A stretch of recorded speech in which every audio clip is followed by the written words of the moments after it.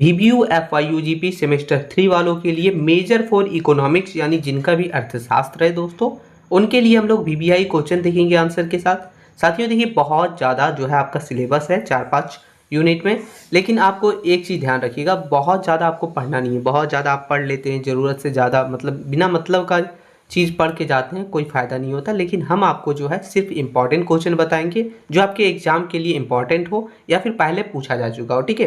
तो कोई भी फालतू का चीज़ मत पढ़िए, टाइम नहीं है आपके पास। जो इंपॉर्टेंट है सिर्फ वही पढ़िए। ये टोटल 100 मार्क्स का रहता है, आप लोग को पता होगा। देखिए ये आपका जो क्वेश्चन है दोस्तों पहला, ये बहुत ज़्यादा इंपॉर्टेंट क्वेश्चन है और आपके सिलेबस के लिए बहुत बहुत बहुत ज़्यादा इंपॉर्टेंट है। देखिए ये है क्वेश्चन कि पर्यावरणीय से आप क्या समझते हैं, ठीक है, या फिर पर्यावरण से आप क्या समझते हैं। पर्यावरणीय तथा अर्थ व्यवस्था के अंतर संबंधों का वर्णन करना है, यानी पर्यावरण और अर्थव्यवस्था के बीच जो है क्या संबंध है, ये हमें लिखना है दोस्तों। चलिए हम लोग समझने का प्रयास करेंगे, अच्छे से समझेंगे ताकि आपके एग्जाम में अगर आए क्वेश्चन तो आप लिख सकते हैं। देखिए आंसर है हमारा कि पारंपरिक अर्थशास्त्र में लंबे समय तक पर्यावरण और अर्थव्यवस्था को दो अलग अलग विषय माना जाता था। यानी पहले क्या होता था, बहुत ही लंबे समय तक पर्यावरण को और अर्थव्यवस्था को दोनों अलग अलग विषय के रूप में माना जाता था, जहां अर्थव्यवस्था का संबंध जो रहता था वो विकास से था और पर्यावरण का संबंध जो है वो संरक्षण वगैरह से था। परंतु जो आधुनिक अर्थशास्त्र है दोस्तों, यानी कि जो मॉडर्न इकोनॉमिक्स है, विशेष रूप से जो पर्यावरणीय अर्थशास्त्र में यह माना गया है कि अर्थव्यवस्था पर्यावरण का ही एक जो है उप प्रणाली है, ठीक है। यानी कि जो आधुनिक अर्थशास्त्र है उसके हिसाब से अगर देखा जाए तो अर्थशास्त्र जो है वो पर्यावरण का ही एक उप प्रणाली है। चलिए दोनों के बीच जो संबंध है उसे हम लोग समझने का प्रयास करेंगे अच्छे से। तो देखिए लिखा है दोस्तों कि पर्यावरण और अर्थव्यवस्था के बीच जो संबंध है, देखिए इन दोनों के बीच का संबंध जो है द्विगामी और बहुत ही गहरा, यानी दो रास्ते वाला, ठीक है। द्विगामी है यानी दो है, ठीक है, और बहुत ही गहरा है। इसे हम दो दृष्टिकोण से समझने का प्रयास करेंगे। चलिए पहला हो गया हमारा अर्थव्यवस्था के लिए पर्यावरण का काम क्या है, यानी अर्थव्यवस्था के लिए पर्यावरण क्या काम करता है।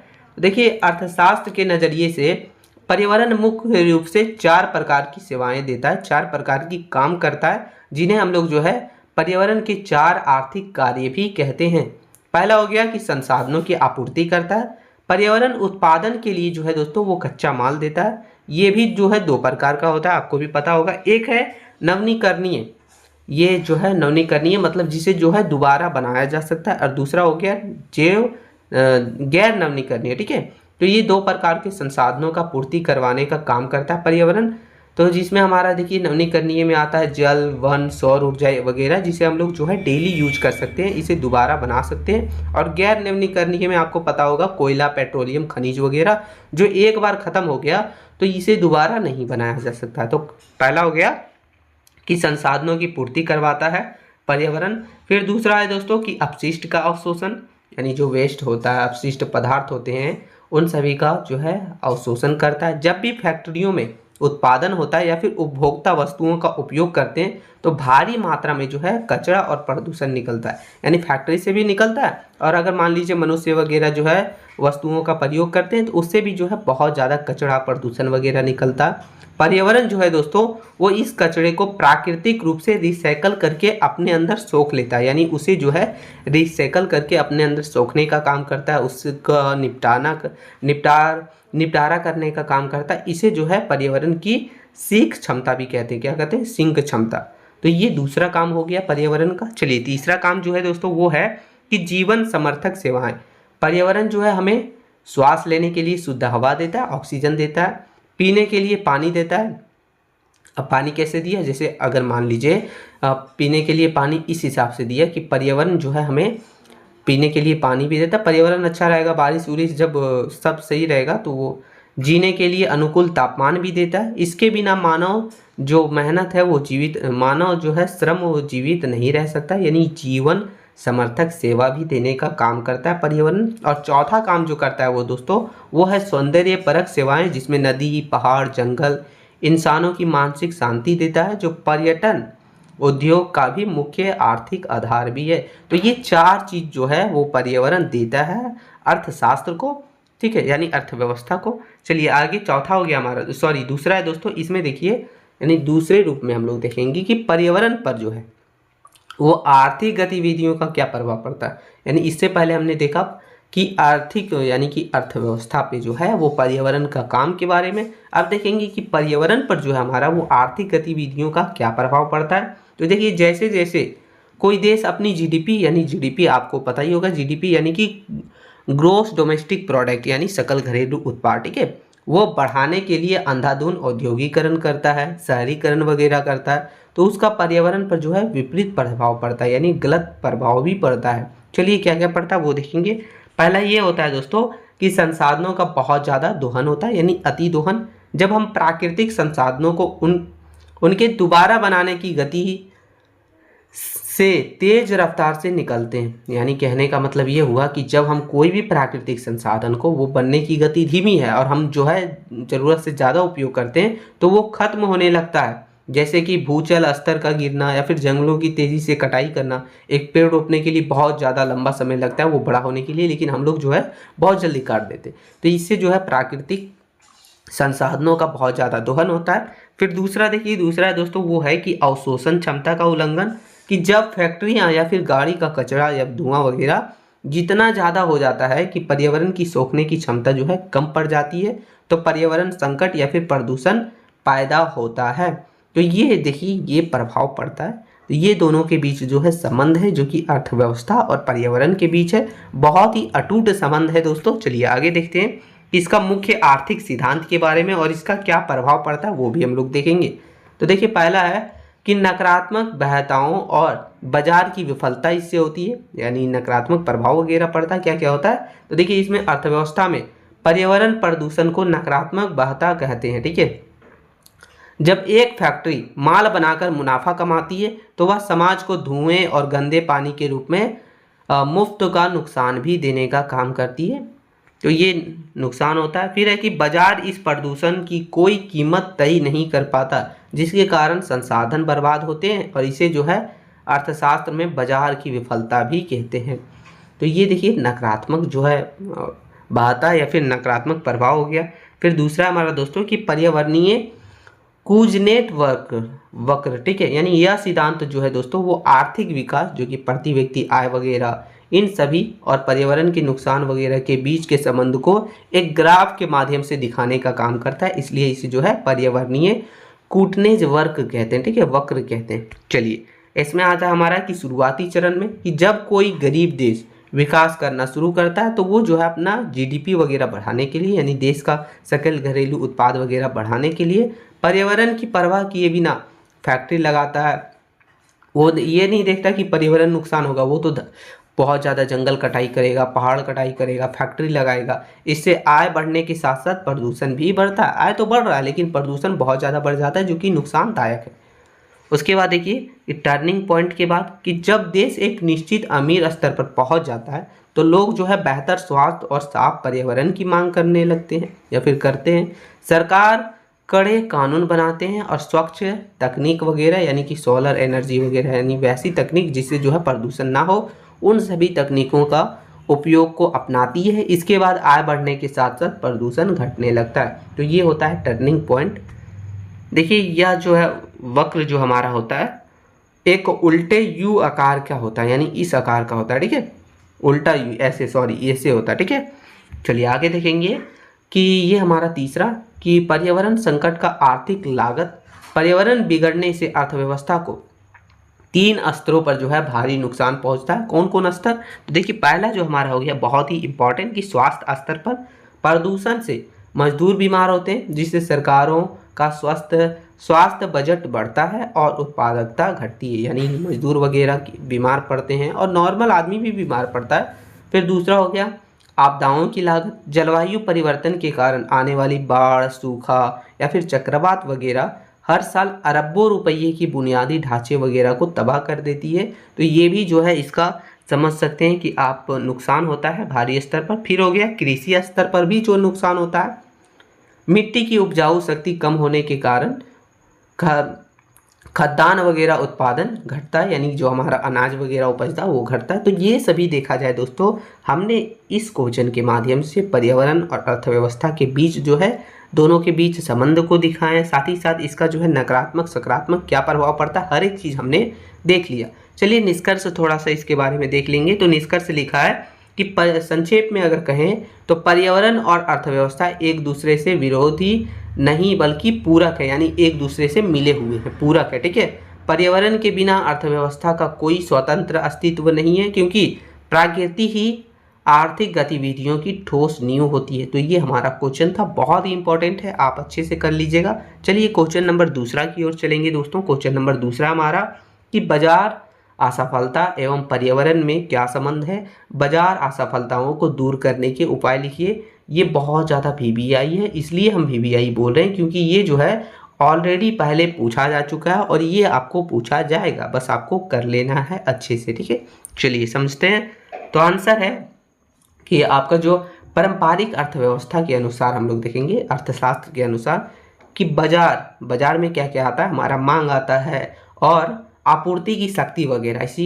बाजार में आता है। संसाधनों की बिल्कुल सही आवंटन करता है, लेकिन जब बाजार पर्यावरण जैसे महत्वपूर्ण प्राकृतिक संसाधनों का सही कीमत तय करने और उन्हें सुरक्षित रखने में पूरी तरीक़ा से असमर्थ रहता है, तो उसे ही जो है हम लोग अर्थशास्त्र में बाजार असफलता कहते हैं। यानी क्या कहने का मतलब ये हुआ कि हम लोग बाजार जो है संसाधनों का सही तरीक़ा से आवंटन तो करता है, लेकिन ये जो है पर्यावरण जैसे महत्वपूर्ण प्राकृतिक संसाधनों का सही कीमत तय नहीं कर पाता है, उसे सुरक्षित नहीं रख पाता है, तब वही कंडीशन को हम लोग जो है बाजार असफलता कहते हैं अर्थशास्त्र में। ठीक है, देखिए सरल शब्दों में हम लोग समझेंगे कि बाजार असफलता वह स्थिति होती है दोस्तों जहां स्वतंत्र बाजार समाज के कल्याण को अधिकतम नहीं कर पाता। ठीक है, तो ये होता है, बल्कि पर्यावरण के अति दोहन और भारी प्रदूषण का कारण भी बनता है। तो ये हमारा बाजार असफलता की स्थिति होती है।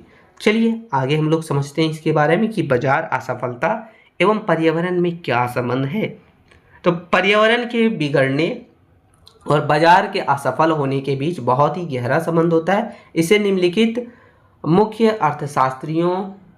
अर्थशास्त्रीय कारणों से मतलब कौन कौन सा कारण, अर्थशास्त्र कारण, वो हम लोग देखते हैं। तो पहला हो गया हमारा नकारात्मक बाधा। ठीक है, इसका अर्थ क्या हो गया कि जब किसी एक व्यक्ति या फिर फैक्ट्री की आर्थिक गतिविधि जिसमें उत्पादन या उपभोग वगैरह होता है, इन सभी का नुकसान किसी तीसरे पक्ष पर हो जाता है।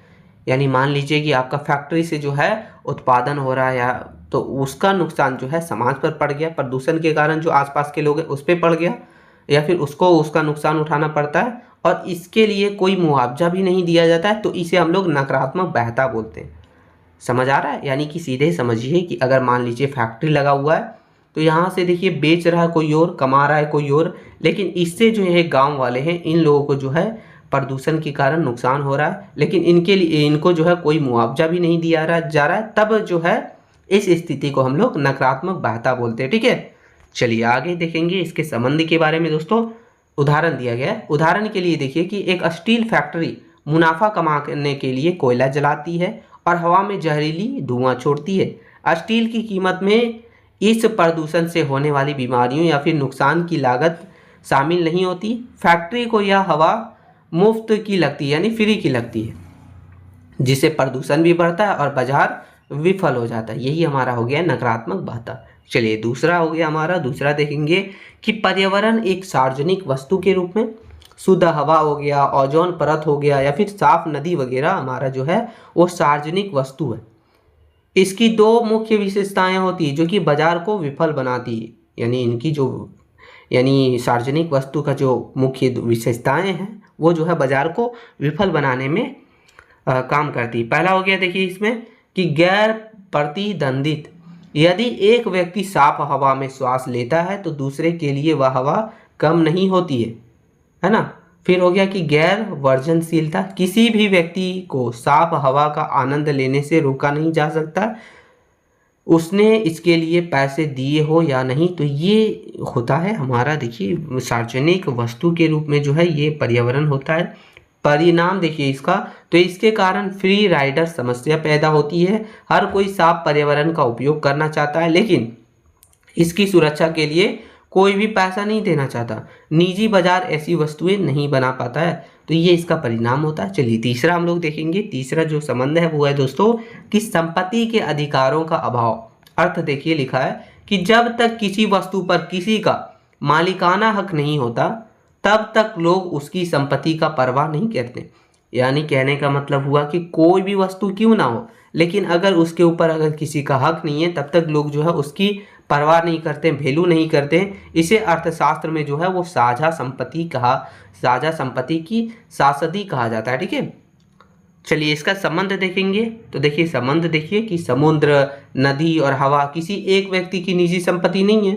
चूंकि ये सबकी है इसलिए ये किसी की भी जिम्मेदारी नहीं है, यानी ये सबका है इसलिए कोई इसे जिम्मेदारी समझता ही नहीं है। लेकिन वही किसी पर्सनल लोग का होता तो वो जो है इसकी जिम्मेदारी समझता, साफ रखता, तो ये सब चीज़ करता। ठीक है, तो देखिए लिखा है दोस्तों कि हर मछुआरा समुद्र से ज़्यादा मछलियाँ पकड़ना चाहता है और हर फैक्ट्री जो है नदी में कचरा डालना चाहती है, जिससे ये जो है संसाधन नष्ट हो रहे हैं। कोई जो है इसे साफ रखने का मतलब कोई सकारात्मक सोचता ही नहीं है। वही किसी का अपना पर्सनल होता तो वो उसे साफ रखता, जिम्मेदारी समझता। ठीक है, चलिए बाजार असफलताओं को दूर करने के उपाय, यानी दोस्तों अब हम लोग देखेंगे कि बाजार की जो असफलता है उसे दूर करने के लिए कौन कौन से उपायों का, यानी कौन कौन सा उपाय लगाया जा सकता है या फिर कौन कौन से उपाय हैं। ठीक है, तो देखिए अर्थशास्त्र में पर्यावरण से जुड़ी बाजार असफलताओं को दूर करने के लिए 2 प्रकार के मुख्य उपाय बताए गए हैं। पहला उपाय हो गया हमारा कि बाजार आधारित उपाय, और दूसरा है दोस्तों नियामक उपाय, यानी कि सरकारी उपाय आप समझ सकते हैं। तो देखिए पहला हो गया कि बाजार आधारित या फिर राजकोषीय उपाय, जिसमें पहला हो जाता है हमारा पिंगोवियन टैक्स या फिर कार्बन टैक्स, जो प्रसिद्ध अर्थशास्त्री एसी पिंगू, ठीक है, के अनुसार उनके अनुसार कहा गया है कि प्रदूषण फैलाने वाली फैक्ट्रियों पर उनके द्वारा किए गए नुकसान के बराबर टैक्स लगाया जाना चाहिए। यानी ये जो अर्थशास्त्री थे उनका कहना था कि जो भी फैक्ट्री जो है प्रदूषण फैला रही है उसके ऊपर उनके नुकसान के अनुसार ही जो है टैक्स लगाना चाहिए, ताकि वे जो है अपना जो है प्रदूषण को कम कर सके। ठीक है, चलिए इसे जो है प्रदूषक भुगतान करे भी कहा जाता है, यानी प्रदूषण भुगतान टैक्सेस भी कहा जाता है।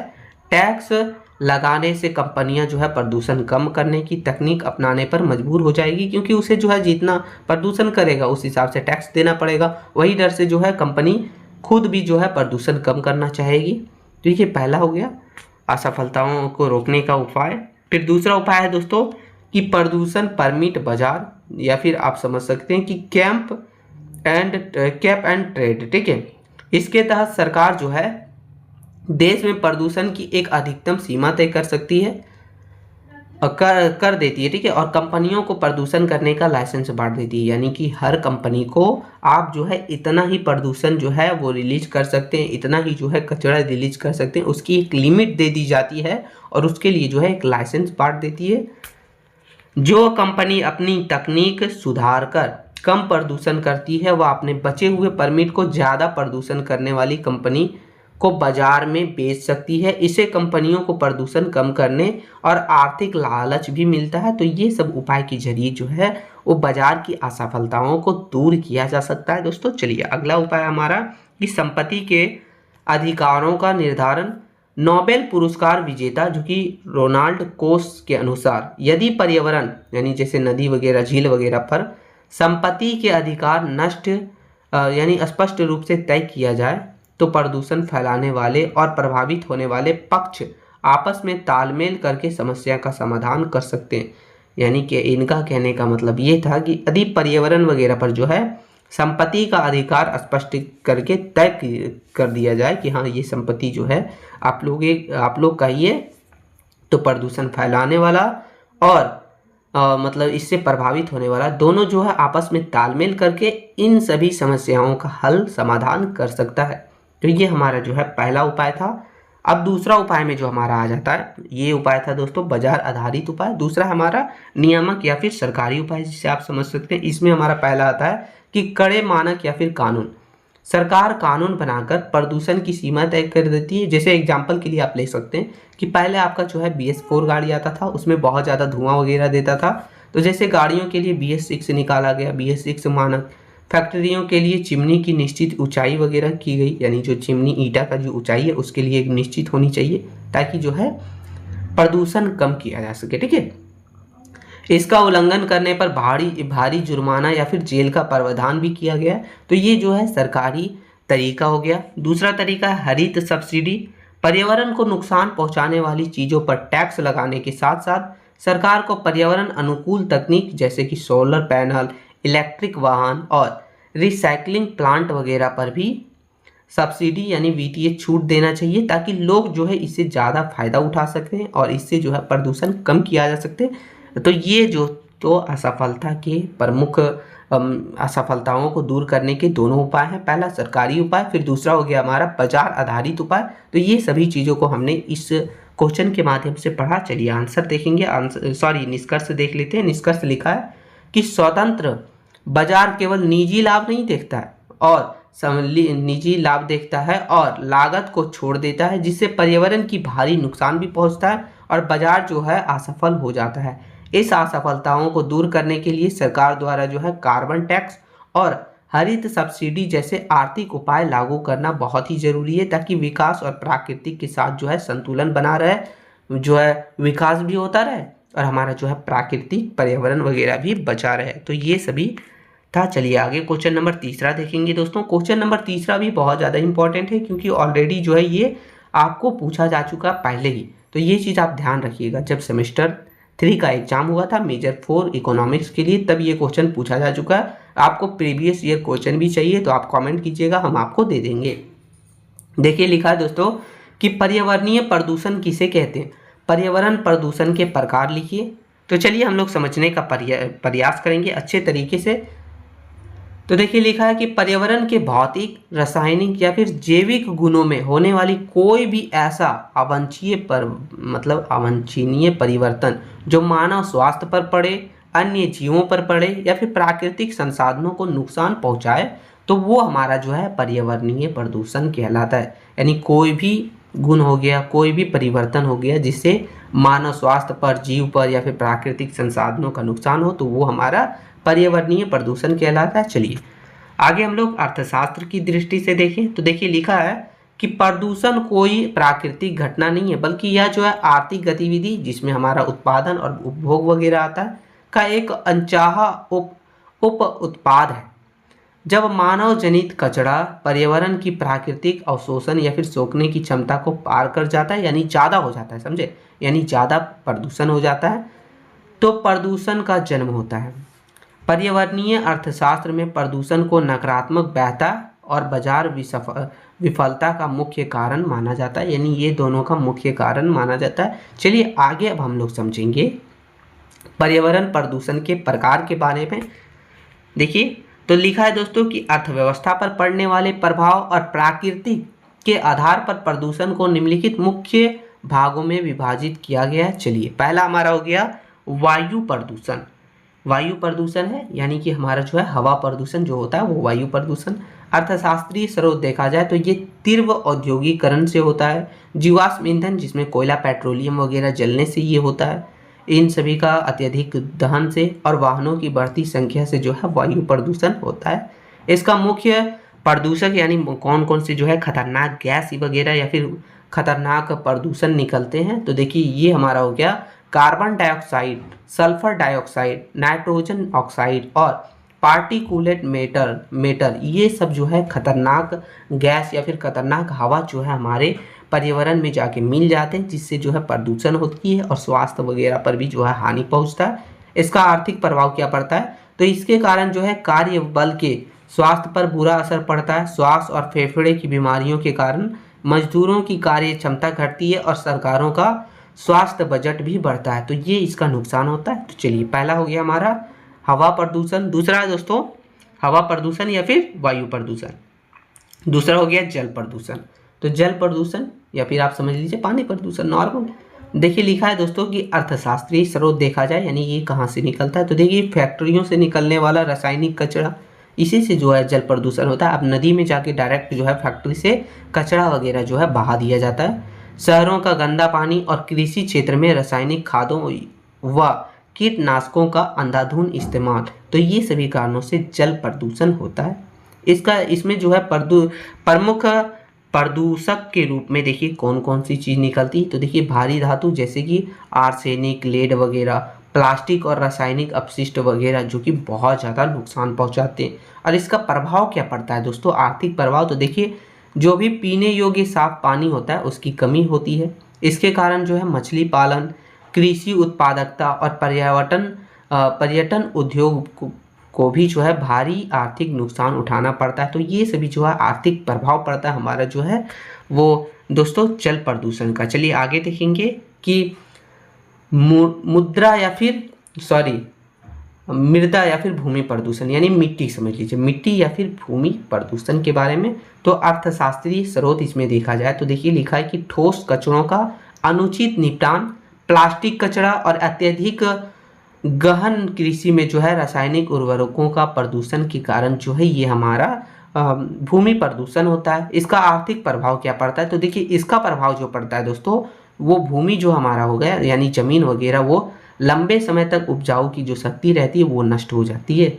इससे कृषि क्षेत्र की उत्पादन लागत भी बढ़ती है, यानी उपजाऊ शक्ति नष्ट हो गया तो जो देखिए कृषि क्षेत्र में अगर आप कुछ उत्पादन करना चाहिएगा तो बहुत ज़्यादा जो है उर्वर आपको जो है यानी कि उसका मतलब उर्वरता वगैरह को बढ़ाने के लिए बहुत ज़्यादा जो है डीएपी वगैरह जो इस्तेमाल करते हैं ना आप लोग, वो सब इस्तेमाल करना पड़ेगा और लंबे समय में खाद्य सुरक्षा का संकट भी पैदा होता है। तो ये सभी जो है आर्थिक प्रभाव पड़ता है भूमि प्रदूषण का। चलिए अगला हमारा ध्वनि प्रदूषण। दोस्तों ध्वनि प्रदूषण कैसे होता है, तो नॉर्मल सा बात है, इसका अर्थशास्त्रीय स्रोत देखा जाए तो भारी मशीनरी यानी भारी मशीन वगैरह चलेगा तो उससे जो आवाज़ निकलता है वो हमारा ध्वनि प्रदूषण हो गया। परिवहन का साधन जैसे कि हवाई जहाज, ट्रेन, गाड़ी वगैरह, उन सभी का आवाज़, और निर्माण कार्य वगैरह यानी कुछ बन रहा हो घर वगैरह या फिर कुछ भी, तो उन सभी के कारण जो है हमारा ध्वनि प्रदूषण होता है। और इससे क्या आर्थिक प्रभाव पड़ता है, तो देखिए इसका प्रभाव सीधे तौर पर मानव पूंजी को प्रभावित करने का काम करता है, जिससे मानसिक तनाव होता है, अनिद्रा वगैरह या फिर बहरापन बढ़ता है। अभी देखिए अब सामने आपका देखिएगा बहुत ज़्यादा शोर हो रहा हो तो क्या आप सो पाइएगा, नहीं ना सोइएगा, तो ये अनिद्रा हो गया, बहरापन वगैरह भी बढ़ता है। और शहरी कार्यबल की मानसिक कार्य कुशलता को भी कम करने का ये काम करता है। तो ये ध्वनि प्रदूषण का आर्थिक प्रभाव है। चलिए अगला देखेंगे हम लोग, वो है दोस्तों तापीय प्रदूषण। ठीक है, तो ये कहाँ से होता है, तो इसका अर्थशास्त्रीय स्रोत देखेंगे हम लोग तो परमाणु ऊर्जा संयंत्र जो है और थर्मल पावर स्टेशनों द्वारा उपयोग किए गए अत्यधिक गर्म पानी को बिना ठंडा किए सीधे प्राकृतिक जल स्रोतों में यानी नदी या फिर झीलों में छोड़ देना जो है, इसी से जो है तापीय प्रदूषण होता है। और इसका आर्थिक नुकसान देखिए या फिर आर्थिक प्रभाव आप समझ सकते हैं। तो पानी का तापमान बढ़ने से उसमें ऑक्सीजन की मात्रा घट जाती है, जिससे जलीय पारिस्थितिकी तंत्र तबाह हो जाता है, मछली वगैरह भी मरने लगती है, यानी बहुत ज़्यादा नुकसान होता है। यह नीली अर्थव्यवस्था को चोट पहुंचाने का काम करती है। तो ये हमारा तापीय प्रदूषण का आर्थिक प्रभाव है। चलिए अब नीचे देखेंगे हम लोग, जो अगला है दोस्तों वो है रेडियोधर्मी प्रदूषण। तो इसका अर्थशास्त्रीय स्रोत देखा जाए तो ये यूरेनियम खनन यानी यूरेनियम का जो खनन किया जाता है उसे निकाला जाता है, वहाँ से होता है। परमाणु कचरे का असुरक्षित निपटान करना यानी गलत तरीके से निपटान करना, इससे हो सकता है, या फिर चिकित्सा उपकरणों से होने वाला रिसाव वगैरह। तो ये सभी से जो है हमारा ये हो सकता है दोस्तों रेडियोधर्मी प्रदूषण। इसका आर्थिक प्रभाव आखिर क्या पड़ता है, तो देखिए इसका आर्थिक प्रभाव पड़ता है, ये बहुत ही घातक प्रदूषण है। इसकी आर्थिक लागत बहुत ही ऊंची है, क्योंकि इससे होने वाली आनुवांशिक बीमारी यानी आनुवांशिक बीमारी होती है और कैंसर आने वाली पीढ़ियों की उत्पादकता को पूरी तरीक़ा से नष्ट कर देने का काम करता है। तो ये सभी जो है दोस्तों हमारे प्रमुख प्रदूषण के प्रकार थे, जिसके बारे में हम लोगों ने समझा कि आखिर प्रदूषण कैसे होता है, उसका आर्थिक प्रभाव क्या पड़ता है। तो ये सभी चीज़ समझे। चलिए आगे देखेंगे थोड़ा सा कि प्रदूषण का अर्थशास्त्रीय विश्लेषण के बारे में। तो इसमें देखिए निजी लागत और बनाम सामाजिक लागत, यानी जब कोई फैक्ट्री कपड़ा बनाती है तो वह जो है धागे और मजदूर का खर्चा तो देखती है, लेकिन फैक्ट्री से जो धुआं निकलेगा और उससे जो है आसपास के लोग बीमार वगैरह होंगे, इलाज वगैरह का यह खर्च जो है सामाजिक लागत है, और इससे जो है कंपनी को कोई मतलब नहीं रहता। बाजार इस सामाजिक लागत की वस्तु की कीमत में नहीं जोड़ता, जो कि ये गलत है। यानी इसे भी देखना चाहिए कि अगर हमें प्रदूषण होता है उससे अगर आसपास के लोग बीमार होते हैं तो वो सब भी चीज़ निपटाया जाए, समझाया जाए, लेकिन वो सब कंपनी नहीं देखता, बस अपना फ़ायदा देखता है। तो ये हो गया अगला देखा जाए तो बाजार की विफलता इससे होती है। साफ हवा और पानी प्रकृति की देन है, बाजार में इनका कोई मालिक नहीं होता और ना ही कोई कीमत है इसका, इसलिए फैक्ट्री बिना किसी डर या फिर भुगतान के नदियों को गंदा करती है। इसे अर्थशास्त्र में बाजार की असफलता भी कहते हैं। नकारात्मक बहता देखा जाए दोस्तों तो फैक्ट्री मालिक मुनाफा कमाता है, लेकिन उसका नुकसान यानी कि जो प्रदूषण वगैरह फैल रहा है वो पूरे समाज को मुफ्त में जो है नुकसान उठाना पड़ता है। इसी अनचाहे नुकसान को अर्थशास्त्र में जो है नकारात्मक बहता भी कहते हैं। तो ये सभी था। चलिए निष्कर्ष थोड़ा देख लेंगे हम लोग। निष्कर्ष लिखा है कि संक्षेप में कहें तो पर्यावरणीय प्रदूषण केवल एक भौगोलिक या फिर जैविक समस्या नहीं है, बल्कि यह जो है संसाधनों के गलत आवंटन से पैदा हुई एक गंभीर आर्थिक समस्या है। जब तक आर्थिक विकास की गणना में पर्यावरण के इस नुकसान को शामिल नहीं किया जाएगा, तब तक वास्तविक विकास जो है हासिल नहीं किया जा सकता। यानी कहने का मतलब ये हुआ कि कंपनी वगैरह अगर अपने विकास में जो है इन सभी समस्याओं को भी जो है इनका भी कोई कीमत वगैरह तय ना करे, इन सभी को भी देखते हुए ना चले, तब तक जो है वास्तविक विकास हासिल नहीं किया जा सकता। तो ये क्वेश्चन है। चलिए आगे क्वेश्चन नंबर चौथा देखेंगे दोस्तों। क्वेश्चन नंबर चौथा है हमारा, ये भी बहुत ज़्यादा इंपॉर्टेंट क्वेश्चन है क्योंकि ये भी पहले पूछा जा चुका है। VVI देखिए, वैसे VVI हम सब में लिख दे रहे हैं, लेकिन आप सीधा समझिए हम ज़्यादा क्वेश्चन नहीं बताएं आप लोगों को, जो भी बताए हैं वो बहुत ज़्यादा इंपॉर्टेंट है। और अगर आप ये कर लेते हैं तो आशा मानिए कि आप जो है एक भी क्वेश्चन जो है बिना अटेंड किए नहीं आइएगा। आप 3 क्वेश्चन आपको लॉन्ग टाइप वाला अटेंड करना है, बाकी 5 मार्क्स वाला जो अटेंड करना है वो सभी आप यहाँ से अटेंड कर लीजिएगा, बस आपको अच्छे से कर लेना है। देखिए क्वेश्चन बोल रहा है कि पूंजी सिद्धांत की मूल अवधारणा और इसके विभिन्न तत्वों का वर्णन करना है हमें, यानी तो चलिए समझते हैं हर एक चीज़ों को। तो देखिए आंसर है कि पूंजी सिद्धांत अर्थशास्त्र की वह शाखा है जो यह अध्ययन करती है कि समय के साथ पूंजी का निर्माण कैसे होता है, उत्पादन प्रक्रिया में इसकी क्या भूमिका है, इसे किस प्रकार मापा जाता है और पूंजी के मालिकों को प्रतिफल के रूप में ब्याज या फिर लाभ कैसे मिलता है। यही सब जो पढ़ा जाता है, यही सब जो यह सिद्धांत जो है पूरी तरीक़ा से समय और उत्पादकता की अवधारणाओं पर टिकी हुई है। यानी पूंजी सिद्धांत में दोस्तों यही सब देखा जाता है कि समय के साथ पूंजी का निर्माण कैसे किया जाए, उत्पादन प्रक्रिया में इसकी क्या भूमिका है, इसे कैसे मापा जाता है, मालिकों को प्रतिफल के रूप में ब्याज और लाभ कैसे मिलता है। तो यही सब इसमें पढ़ा जाता है। चलिए साधारण शब्दों में समझिए तो देखिए, धन का वह भाग जिसका उपयोग और अधिक धन या फिर वस्तुओं के उत्पादन के लिए किया जाता है पूंजी कहलाता है। उदाहरण के लिए देखिए मशीनें, कारखाने, औजार, कच्चा माल और बुनियादी ढांचा वगैरह, तो ये सब जो है पूंजी कहलाता है। ठीक है, चलिए पूंजी सिद्धांत की मूल अवधारणाओं के बारे में देखेंगे। तो पहला अवधारणा हो गया हमारा कि पूंजी एक स्टॉक और निवेश एक जो है प्रवाह है। पूंजी स्टॉक कैसे है, तो पूंजी एक समय बिंदु पर मापी जाने वाली मात्रा है। उदाहरण के लिए देख लीजिए, तो ये हमारा जो है, मान लीजिए कि कोई कंपनी जो है, ठीक है, किसी कंपनी के पास और टोटल मान लीजिए कितनी मशीन है या फिर कितनी इमारत है, ये सब जो है उसकी पूंजी स्टॉक होती है कोई भी कंपनी की। ठीक, निवेश प्रवाह में देखिए क्या है कि निवेश एक समय अवधि में मापा जाता है। जब समय के साथ पूंजी के स्टॉक में नई मशीन या फिर संपत्ति वगैरह जोड़ी जाती है तो उसे जो है पूंजी निर्माण या फिर निवेश कहा जाता है, यानी उसमें जो है इन्वेस्ट करना, ठीक है, निवेश कहा जाता है। इसका समीकरण देखिए तो KT बराबर KT-1। देखिए वैसे तो आपको ये नए भी लिखिएगा चलेगा, क्योंकि ये इसलिए हम नए लिखने बोल रहे हैं क्योंकि आप जो है इतना रटिएगा, अगर आप लिखना चाहें तो लिख सकते हैं। ठीक है, चलिए दूसरा हमारा है दोस्तों, वो है दूसरा अवधारणा है कि पूंजी का समय आयाम, ठीक है, जिसमें आता है ऑस्ट्रियाई अर्थशास्त्री बॉम वेवर्क के अनुसार पूंजी का सीधा संबंध जो है वो समय से है, ऐसा इनका मानना था। जो अर्थशास्त्री बॉम वर्क के थे उनके अनुसार यदि हम उत्पादन के लिए सीधे हाथों का उपयोग ना करके पहले मशीन यानी पूंजी वगैरह लाएं और फिर उन मशीनों से जो है वस्तुओं का उत्पादन करते हैं तो इसे जो है उत्पादन की अप्रत्यक्ष विधि कहा जाता है। इसमें समय अधिक लगता है लेकिन भविष्य में जो है उत्पादकता बहुत ही तेजी से बढ़ती है। तो यही हमारा हो गया दोस्तों। तीसरा है कि पूंजी की सीमांत उत्पादकता। यह अवधारणा यह दर्शाती है कि पूंजी की एक अतिरिक्त इकाई यानी कि जैसे नई मशीन वगैरह लगाने से जितना उत्पादन हो रहा उसमें थोड़ा सा मतलब उसमें वृद्धि होगी। ठीक है, जैसे जैसे किसी अर्थव्यवस्था में पूंजी की मात्रा बढ़ती है वैसे वैसे उसकी उत्पादकता घटती दर से बढ़ती है, यानी धीरे धीरे बढ़ती है। इसी उत्पादकता के आधार पर पूंजी की मांग भी तय होने का काम करती है।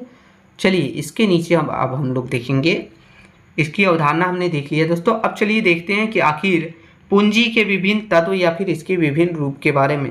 तो पहला तो देखिए लिखा है कि अर्थशास्त्र में पूंजी को उसके उपयोग, प्रकृति और तरलता के आधार पर निम्नलिखित तत्वों में विभाजित किया जाता है या फिर किया गया है।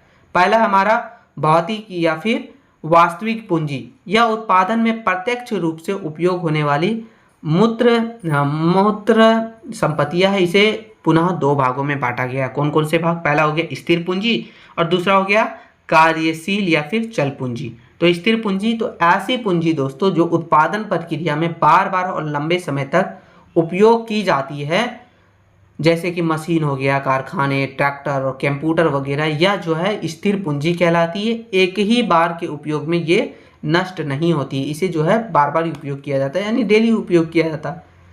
दूसरा हो गया हमारा कार्यशील या फिर चल पूंजी, ऐसी पूंजी जो उत्पादन प्रक्रिया में केवल एक बार उपयोग होती है, जैसे और अपना रूप बदल लेती है। जैसे एग्जांपल के लिए कच्चा माल, अगर हम इस कच्चा माल से कुछ प्रोडक्ट बना रहे हैं तो क्या इस माल को कल उपयोग कर सकते हैं? नहीं ना। तो यही हो गया, यानी एक ही बार उपयोग किया जाता है, वो हमारा हो गया कार्यशील या फिर चल पूंजी, जिसमें कच्चा माल आता है, ईंधन आता है, दैनिक खर्चों के लिए नगद पैसे आते हैं, तो ये सभी चीज़ें।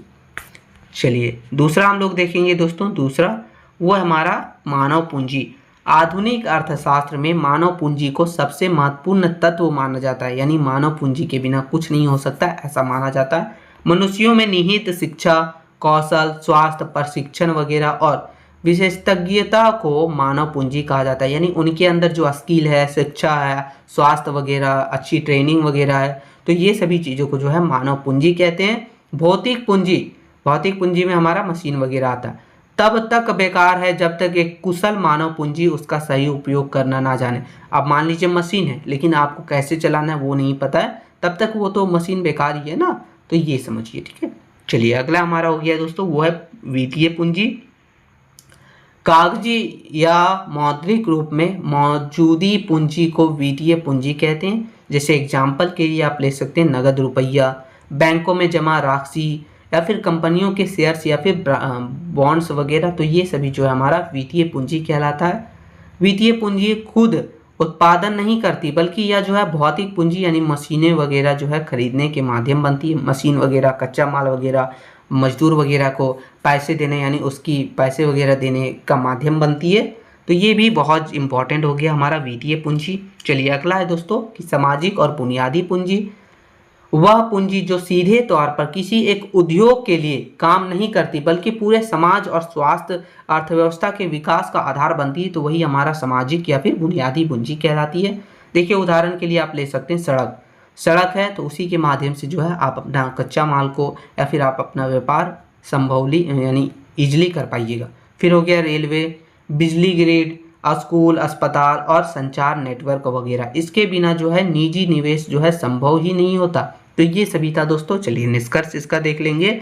निष्कर्ष लिखा है कि अगर संक्षेप में कहा जाए तो पूंजी सिद्धांत केवल मशीन या फिर धन का लेखा जोखा नहीं है, बल्कि यह जो है समय, मानव कौशल और उत्पादकता के बीच एक जटिल संबंध है, जहां स्थिर और कार्यशील पूंजी उत्पादन की प्रक्रिया की गति देती है, वहीं जो हमारा मानव और सामाजिक पूंजी जो है वो देश की आर्थिक विकास को जो है लंबे समय तक और दीर्घ टिकाऊ बनाने का काम करती है। किसी भी अर्थव्यवस्था की उन्नति जो है इस बात पर निर्भर करती है दोस्तों कि वह कितनी कुशलता से अपने वित्तीय संसाधनों को वास्तविक और उत्पादन संपत्ति में बदल कर पाती है।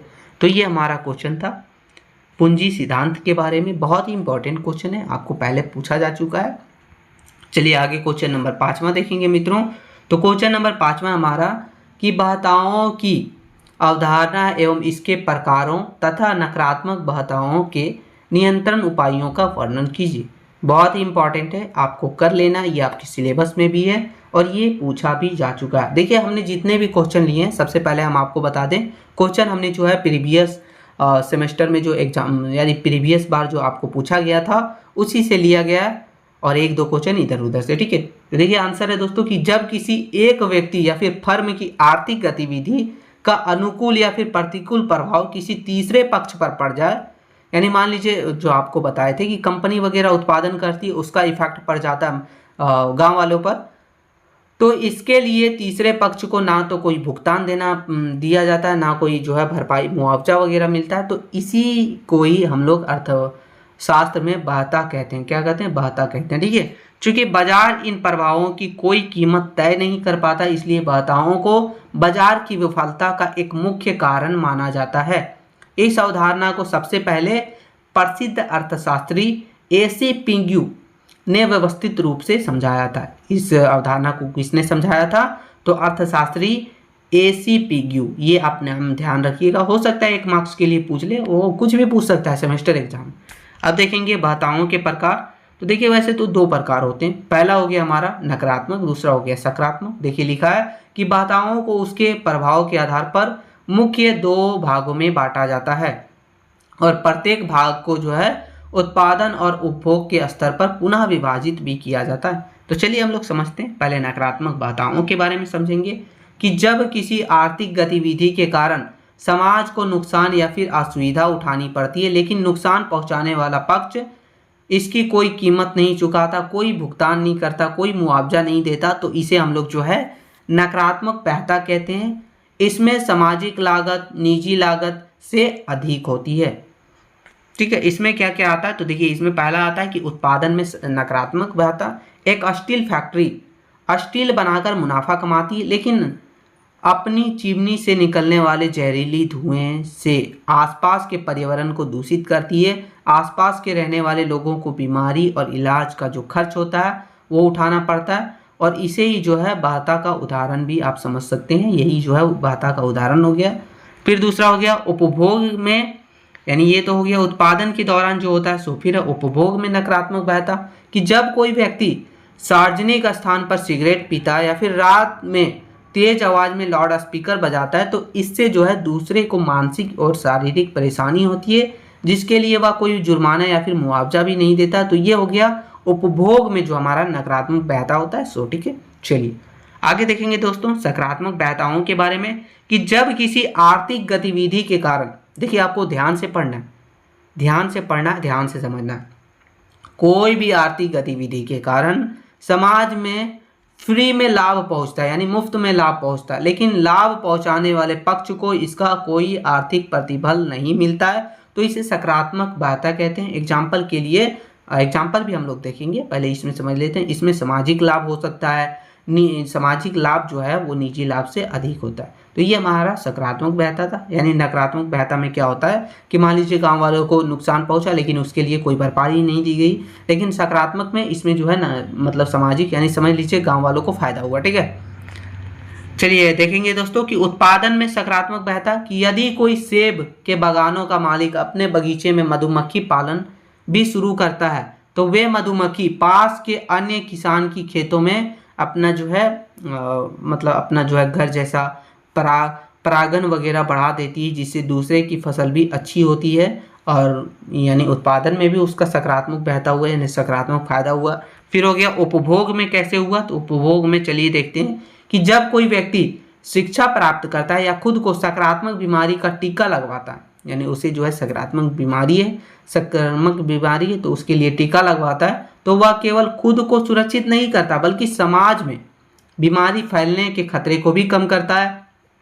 तो ये हो गया उपभोग में सकारात्मक बहता। ठीक है दोस्तों, चलिए आगे हम लोग अब देखेंगे कि नकारात्मक बहता है उसके नियंत्रण के उपाय, नकारात्मक बहताओं के रोकने के उपाय के बारे में। तो चलिए देखते हैं दोस्तों। तो नकारात्मक बहता जैसे कि प्रदूषण हो गया, तो देखिए लिखा है कि नकारात्मक बहता बाजार को असंतुलित कर देती है, क्योंकि कंपनी जरूरत से ज़्यादा उत्पादन करने लगती है। अर्थशास्त्र में इसे नियंत्रित करने के लिए या फिर रोकने के लिए निम्नलिखित उपाय बताए गए हैं। चलिए एक एक करके देखेंगे, जिसमें पहला आ जाता है हम लोग का बाजार आधारित या फिर राजकोषीय उपाय। तो पिंगोइयन टैक्स या फिर कार्बन टैक्स, अर्थशास्त्री एसी पिंगू के अनुसार सरकार को प्रदूषण फैलाने वाली फर्म पर उनके द्वारा किए गए नुकसान के बराबर टैक्स लगा देना चाहिए, इनका कहना था। इसे बाधाओं का आंतरिकरण कहा जाता है। टैक्स लगाने से निजी लागत बढ़ती है और कंपनी जो है अपने आप में जो है उत्पादन और प्रदूषण वगैरह को कम कर देती है ताकि हमें टैक्स ना भरना पड़े। दूसरा हो गया प्रदूषण परमिट बाजार या फिर कैप एंड ट्रेड समझ सकते हैं। तो इसके तहत सरकार प्रदूषण की एक अधिकतम सीमा तय करके कंपनी को प्रदूषण करने से के परमिट बेचती है। जो कंपनी कम प्रदूषण करेगी वह अपने बचे हुए परमिट को ज़्यादा प्रदूषण करने वाली दूसरे कंपनी को बाजार में बेचकर मुनाफा भी कमा सकती है। तीसरा हो गया दोस्तों वो है हमारा कोस प्रेमे।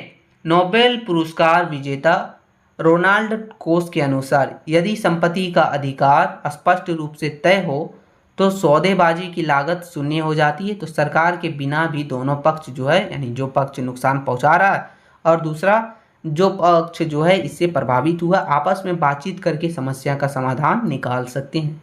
तो ये हमारा था बाजार आधारित उपाय। दूसरा उपाय है दोस्तों वो है नियामक या फिर सरकारी उपाय, जिसमें पहला आता है कानूनी मानक और सीमाएं।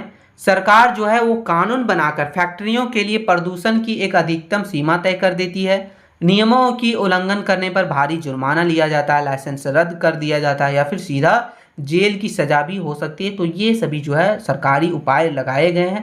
दूसरा हो गया हरित सब्सिडी। कंपनियों को प्रदूषण कम करने वाले यंत्र जैसे कि स्क्रबर या फिर रिसाइकलिंग प्लांट वगैरह लगाने के लिए सरकार द्वारा जो है वित्तीय मदद या फिर आप समझ सकते हैं लोन वगैरह भी दिया जाता है, टैक्स में छूट दी जाती है ताकि प्रदूषण वगैरह को कम किया जा सके। चलिए अब इसका निष्कर्ष देख लेते हैं साथियों। निष्कर्ष लिखा है कि नकारात्मक बहताएं जैसे प्रदूषण वगैरह इसमें आता है केवल निजी लाभ नहीं देखती यानी केवल निजी लाभ देखती है और समाज के नुकसान को छोड़ देती है, जिससे बाजार जो है असफल हो जाता है। इन्हें नियंत्रित करने के लिए सरकार द्वारा पिगोवियन टैक्स और कड़े कानून वगैरह लाना बहुत ही जरूरी है ताकि आर्थिक विकास और सामाजिक कल्याण के बीच सही संतुलन बना रहे, आर्थिक विकास भी हो और जो है किसी को नुकसान भी ना पहुंचे। तो ये सभी था हमारा बहुत ही इंपॉर्टेंट क्वेश्चन है। बहताओं के बारे में पूछा जाएगा और नकारात्मक बहताओं के रोकने के उपाय ये आपको पूछा जाता है, ठीक है। चलिए आगे क्वेश्चन नंबर 6 देखेंगे मित्रों। क्वेश्चन नंबर 6 हमारा कि पर्यावरणीय प्रबंधन से आप क्या समझते हैं, इसके विभिन्न प्रकारों का वर्णन कीजिए। तो पर्यावरणीय प्रबंधन क्या है? तो आंसर लिखा है देखिए कि प्राकृतिक संसाधनों का इस तरीका से उपयोग और संरक्षण करना कि पर्यावरण को नुकसान भी ना पहुंचे और आर्थिक विकास भी चलता रहे, वही हमारा पर्यावरणीय प्रबंधन कहलाता है। यानी कहने का मतलब ये हुआ कि आप जो है फैक्ट्री वगैरह लगाइए या फिर उत्पादन कीजिए लेकिन प्राकृतिक संसाधन का उपयोग भी कीजिए, संरक्षण भी कीजिए ताकि पर्यावरण को नुकसान भी ना पहुंचे और आर्थिक विकास भी चलता रहे। तो उसी को हम लोग पर्यावरणीय प्रबंधन कहते हैं। आगे लिखा है दोस्तों कि जब देश अपनी जीडीपी वगैरह यानी सकल घरेलू उत्पाद वगैरह ग्रोस डोमेस्टिक प्रोडक्ट वगैरह के लिए प्राकृतिक संसाधनों का अंधाधुंध इस्तेमाल करते हैं तो प्रदूषण और पर्यावरण संकट पैदा होता है। पर्यावरणीय प्रबंधन इस समस्या को रोकने की एक रणनीति है। इसके तहत कड़े नियम और आर्थिक नीति वगैरह के जरिए संसाधनों की पाबंदी को रोका जाता है। इसका मुख्य लक्ष्य क्या होता है कि सतत विकास हासिल करना, यानी आज की ज़रूरतें भी पूरी करना और भविष्य की पीढ़ियों के लिए संसाधन बचा के रखना। तो ये इसका जो है उद्देश्य होता है। चलिए एक एक करके आगे समझेंगे कि पर्यावरणीय प्रबंधन के विभिन्न प्रकार के बारे में। तो पर्यावरण को सुरक्षित रखने और संसाधनों के सही बंटवारे के लिए कई प्रकार के प्रबंधन मॉडलों का उपयोग किया जाता है। अर्थशास्त्र और नीति निर्माण के आधार पर इसके मुख्य प्रकार निम्नलिखित हैं। कौन कौन से प्रकार है? पहला हो गया संसाधन आधारित प्रबंधन। यह प्रबंधन इस बात पर ध्यान देता है कि प्रकृति से मिलने वाले संसाधनों का उपयोग किस गति से किया जाए। इसे दो भागों में बांटा जाता है। पहला हो गया नवीकरणीय, दूसरा हो गया गैर नवीकरणीय।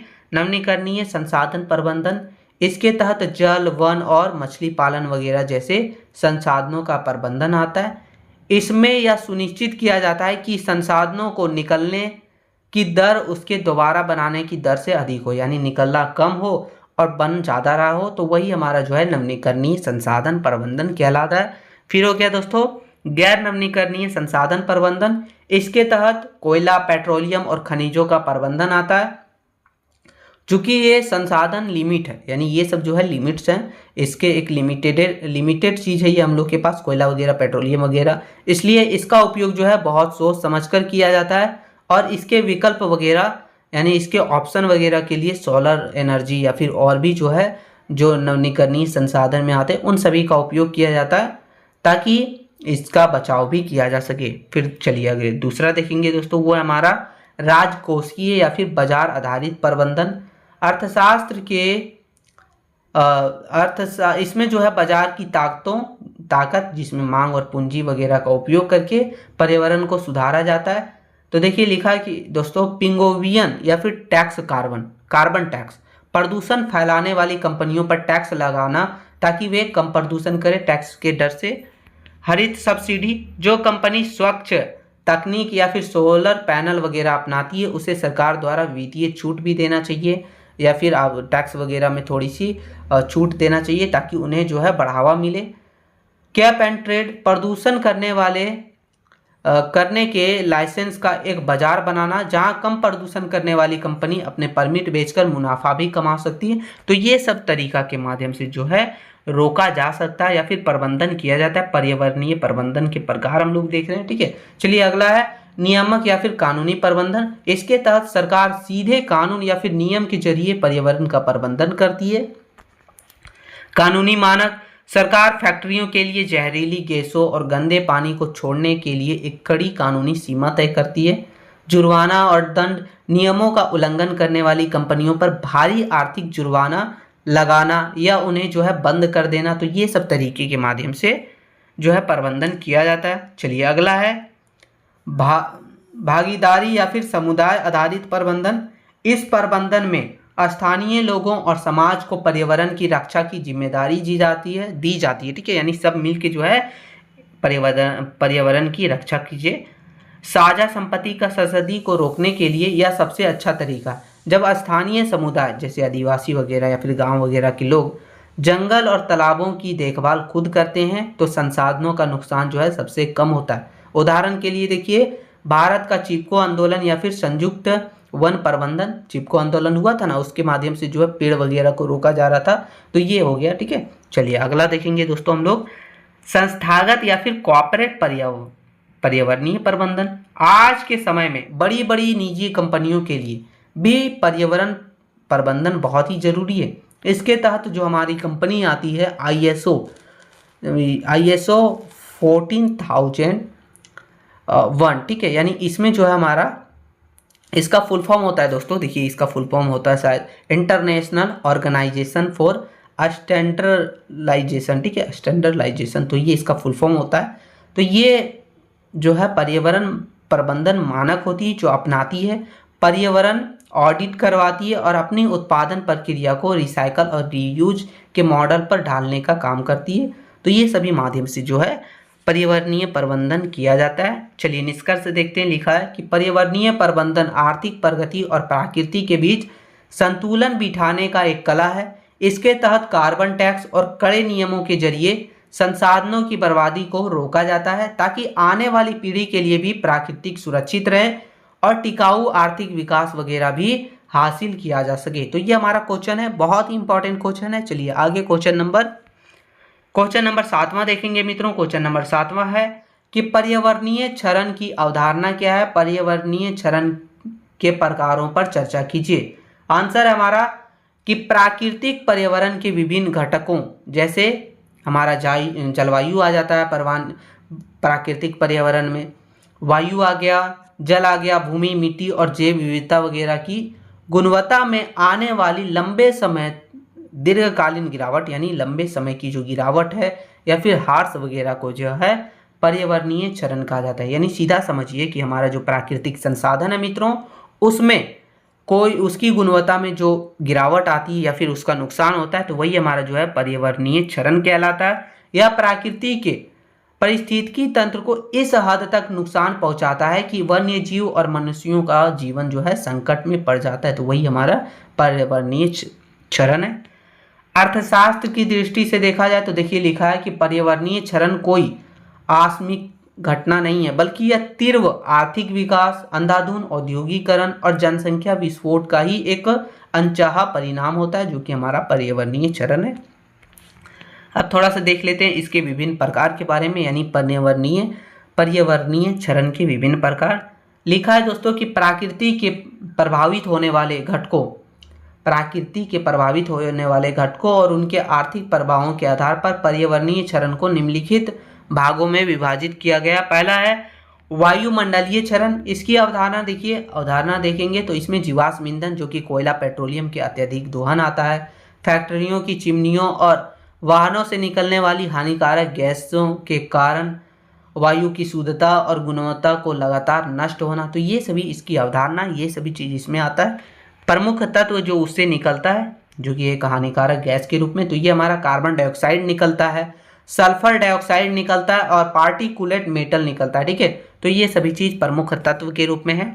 चलिए, इसका जो प्रभाव पड़ता है वो आर्थिक और पर्यावरणीय प्रभाव क्या पड़ता है इसका, तो इसके कारण जो है अम्ल वर्षा होती, ओजोन परत का क्षरण होता है और ग्लोबल वार्मिंग जैसी वैश्विक समस्याएं पैदा होती है। अर्थशास्त्र के अनुसार देखा जाए तो दूषित हवा जो है मानव पूंजी के स्वास्थ्य को बिगाड़ती है, जिससे कार्यबल वगैरह की उत्पादकता घटती है और स्वास्थ्य लागत बढ़ती है। तो ये सभी इसका आर्थिक और पर्यावरणीय प्रभाव है। चलिए, दूसरा प्रकार देखेंगे हम लोग, तो दूसरा है दोस्तों कि जल संसाधनों का क्षरण। इसकी अवधारणा, तो अवधारणा में हमारा आ गया औद्योगिक रासायनिक कचरे, शहरी सीवेज और कृषि रसायनों के सीधे मिलने से सतही जल यानी नदी, झील वगैरह और भूजल की गुणवत्ता और मात्रा दोनों घटना, तो ये सभी चीज़ इसकी अवधारणा है। और इसका प्रभाव क्या पड़ता है, तो वो देखिए, प्रभाव इसका जो आर्थिक और पर्यावरणीय प्रभाव है दोस्तों, वो ये है कि पानी यानी पीने योग्य साफ पानी की भारी कमी होती है, जिसके कारण जल जनहित महामारी वगैरह भी फैलती है। आर्थिक दृष्टिकोण से देखा जाए तो जल क्षरण के कारण कृषि सिंचाई की लागत बढ़ती है, मछली पालन उद्योग तबाह हो जाता है और तटीय पर्यटन वगैरह को भी भारी नुकसान पहुंचता है। तो ये इसका जो था वो आर्थिक और पर्यावरणीय प्रभाव था। चलिए, तीसरा दोस्तों, वो हमारा तीसरा प्रकार जो है वो है भूमि एवं मृदा क्षरण। ठीक है, यानी मिट्टी क्षरण। ठीक है, देखिए इसकी अवधारणा है दोस्तों कि वनों की अंधाधुंध कटाई, अत्यधिक पशु चारण और गहन कृषि में रासायनिक खादों और कीटनाशकों के अत्यधिक इस्तेमाल के कारण मिट्टी की ऊपरी उपजाऊ परत को नष्ट होना या फिर मरुस्थलीकरण की ओर बढ़ना, तो ये सभी चीज़ इसकी अवधारणा। इसका प्रभाव क्या पड़ता है वो देखिए, इसका आर्थिक और पर्यावरणीय प्रभाव देखें हम लोग, तो लिखा है कि भूमि की लंबे समय तक जो उसकी उत्पादक शक्ति होती है वो समाप्त हो जाती है, फसलों की पैदावार जो है घटने से किसानों की आय वगैरह कम होती है, देश के सामने खाद्य सुरक्षा की गंभीर संकट पैदा होती है, भूमि सुधार के लिए सरकारों को भारी मात्रा में पूंजी निवेश करना पड़ता है। तो ये सभी जो है इसका आर्थिक और बहुत ही ज़्यादा पर्यावरणीय प्रभाव पड़ता है। चलिए, चौथा हमारा प्रकार है दोस्तों, वो है जैव विविधता और पारिस्थितिकी तंत्र का क्षरण। इसकी अवधारणा देखिए, तो लिखा है कि मानव बस्तियों के फैलाव, औद्योगिक गलियारों के निर्माण और जंगलों के विनाश के कारण विभिन्न प्रकार के पेड़ पौधे और जीव जंतुओं के प्राकृतिक आवासों का नष्ट होना और उसकी प्रजातियों वगैरह का विलुप्त होना, तो ये इसकी अवधारणा है। इसका प्रभाव क्या पड़ता है, तो देखिए इसका आर्थिक और पर्यावरणीय प्रभाव जो पड़ता है वो ये है दोस्तों कि यह प्रकृति के खाद्य चक्र यानी कि जो फूड चेन होता है और प्राकृतिक संतुलन को पूरी तरीक़ा से बिगाड़ देता है। अर्थशास्त्र के अनुसार देखिए तो जैव विविधता का नुकसान भविष्य की दवाओं, कच्चे माल के स्रोतों और प्राकृतिक पर्यटन के आर्थिक आधार वगैरह को हमेशा के लिए समाप्त कर देता है। तो ये सभी जो है प्रमुख प्रकार है पर्यावरणीय क्षरण का। ठीक है, चलिए आगे देखेंगे दोस्तों पर्यावरणीय क्षरण के आर्थिक कारण। तो पर्यावरणीय क्षरण क्यों होता है, तो देखिए लिखा है कि बहुत सारी कमी है जिसके कारण होता है। पहला कमी हो गई कि साझा संपत्ति के साथ हवा, नदी और समुद्र जैसी संपत्ति किसी एक व्यक्ति की निजी संपत्ति नहीं होती। मालिकाना हक ना होने के कारण हर व्यक्ति या फार्म जो है इसका अधिकतम दोहन और इसे प्रदूषित करने की कोशिश करता है। यानी किसी का हक नहीं है, सार्वजनिक है, तो कोई भी चाहेगा कि हम उसका यूज करें या फिर उसमें जो है प्रदूषित करें। जिससे ये तेजी से नष्ट हो रही है। फिर हो गया बाजार की विफलता। स्वतंत्र बाजार केवल निजी लाभ को देखता है। बाजार की प्राकृतिक संसाधन से उससे मतलब उसका कोई सही कीमत तय नहीं कर पाता है, जिससे इसका मुफ्त में अति उपयोग भी होता है। यानी कहने का मतलब ये हुआ, प्राकृतिक संसाधन जैसे हवा, सूर्य ऊर्जा, ये सभी को तो वो देखता है, लेकिन इसकी कोई जो है इसकी नकारात्मक चीज़ों को, इसका जो नुकसान होता है उसका कोई कीमत तय नहीं कर पाता है। ये मुफ्त में जो है मिलता है, इसलिए इसका बहुत ज़्यादा उपयोग करता है प्राकृतिक संसाधनों का। चलिए अगला हो गया दोस्तों कि जीडीपी जो हमारा हो गया सकल घरेलू उत्पाद की पारंपरिक गणना। वर्तमान में देश अपनी तरक्की नापने के लिए पारंपरिक जीडीपी का उपयोग करते हैं, जो उत्पादन को दर्ज करती है, लेकिन उस उत्पादन के चक्र में हुए प्राकृतिक संसाधनों के विनाश वगैरह को दर्ज नहीं करती है। तो ये हमारा था। चलिए आगे देखेंगे निष्कर्ष इसका। तो निष्कर्ष लिखा है दोस्तों, पर्यावरणीय क्षरण आर्थिक विकास के नाम पर प्रकृति के अति दोहन का परिणाम है, जिसे बाजार विफल होता है। इस संकट को रोकने के लिए आर्थिक नीतियों में हरित जीडीपी और सतत विकास वगैरह को अपनाना चाहिए, ताकि देश की प्रगति और प्रकृति के बीच संतुलन बना रहे और सब सही रहे। ठीक है, तो ये था। चलिए आगे क्वेश्चन नंबर हम लोग 8वां देखेंगे। क्वेश्चन नंबर 8वां भी आपके लिए बहुत ज़्यादा इंपॉर्टेंट है। ये आपका जो है लिखा भी है। ठीक है, ये आपका जो है सिलेबस में भी दिया गया, इसलिए ये पूछा जा सकता है, इसलिए आपको कर लेना। तो देखिए लिखा है दोस्तों कि भारत में प्रदूषण नियंत्रण प्रणाली एवं नीति का वर्णन करना है हमें। तो चलिए समझने का प्रयास करेंगे, आपको किस तरीका से लिखना वो भी हम आपको बताएंगे। तो तीव्र औद्योगिक विकास के कारण भारत में बढ़ते प्रदूषण को रोकने के लिए सरकार ने मजबूत कानूनी और संस्थागत ढांचा तैयार किया है। देश की प्रदूषण नियंत्रण नीति मुख्यतः कमांड एंड कंट्रोल यानी नियामक और दंडात्मक मॉडल पर आधारित है, जिसे केंद्रीय प्रदूषण नियंत्रण बोर्ड यानी सीपीसीबी जो हमारा हो गया सेंट्रल पॉल्यूशन कंट्रोल बोर्ड कहा जाता है इसे। ठीक है, और पर्यावरणीय मंत्रालय द्वारा लागू किया जाता है। इसका मुख्य उद्देश्य होता है दोस्तों कि आर्थिक विकास की गति को बनाए रखना और सतत विकास वगैरह के लक्ष्य वगैरह को भी हासिल करना। तो ये इसका जो है मुख्य लक्ष्य होता है। चलिए और भी इसके बारे में समझेंगे। तो भारत में जो भी प्रदूषण नियामक यानी नियंत्रण के लिए संस्थागत प्रणाली है उसके बारे में हम लोग पहले समझेंगे। तो भारत में प्रदूषण की निगरानी और नियमों को लागू करने के लिए त्रिस्तरीय प्रशासन ढांचा तैयार किया गया, यानी 3 स्तर का। पहला हो गया दोस्तों पर्यावरण, वन और जलवायु परिवर्तन मंत्रालय, जिसको शॉर्ट में बोलते हैं MOEFCC। इसका फुल फॉर्म होता है ministry of environmental, forest and climate change. ठीक है, तो ये इसका फुल फॉर्म होता है, ध्यान रखिएगा। यह देश में पर्यावरण नीतियों और कानूनों को बनाने वाली सर्वोच्च केंद्रीय संस्था है। फिर दूसरा हो गया केंद्रीय प्रदूषण नियंत्रण बोर्ड CPCB यानी सेंट्रल पॉल्यूशन कंट्रोल बोर्ड, जो कि 1974 में। यह एक संवैधानिक निकाय है जो देश भर में वायु, जल और भूमि प्रदूषण के मानक तय करता है, तकनीकी अनुसंधान को बढ़ावा देता है और राज्य बोर्डों के कार्यों में समन्वय स्थापित करने का काम करता है। तो ये हमारा हो गया दूसरा। चलिए अगला है दोस्तों राज्य प्रदूषण नियंत्रण बोर्ड यानी CPCBS यानी सेंट्रल पॉल्यूशन कंट्रोल बोर्ड्स। प्रत्येक राज्य में स्थापित यह बोर्ड अपने अधिकार क्षेत्र में उद्योग का निरीक्षण करने का काम करता है, प्रदूषण फैलाने वाली इकाइयों को सहमति प्रमाण पत्र जारी करता है और नियमों का उल्लंघन करने पर उसे जो है दंड वगैरह की जो भी कार्रवाई होती है वो सभी काम भी जो है राज्य प्रदूषण नियंत्रण बोर्ड करता है। अगला है कि राष्ट्रीय हरित अधिकरण। ठीक है, यानी NGT यानी नेशनल ग्रीन ट्रिब्यूनल, जो कि 2010 में हुआ था लागू।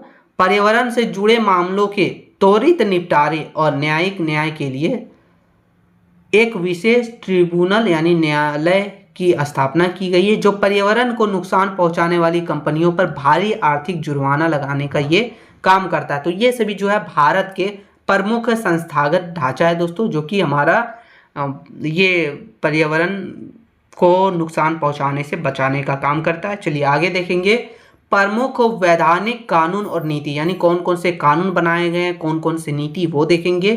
तो भारत के नीतिगत ढांचे को मजबूत करने के लिए समय समय पर कई महत्वपूर्ण कानून पारित किए गए हैं, लागू किए गए हैं। पहला हो गया जल अधिनियम, या फिर आप समझ सकते हैं जल प्रदूषण निवारण और नियंत्रण अधिनियम, जो कि 1974 में लागू किया गया था, और इसे संशोधित जो है वो 2024 में एक बार इसका संशोधन हुआ था। यह भारत का पहला प्रमुख पर्यावरण कानून था, जिसके तहत जो हमारा सेंट्रल पॉल्यूशन कंट्रोल बोर्ड आता है उसका गठन हुआ। इसका उद्देश्य था दोस्तों कि जल स्रोतों की स्वच्छता को बनाए रखना।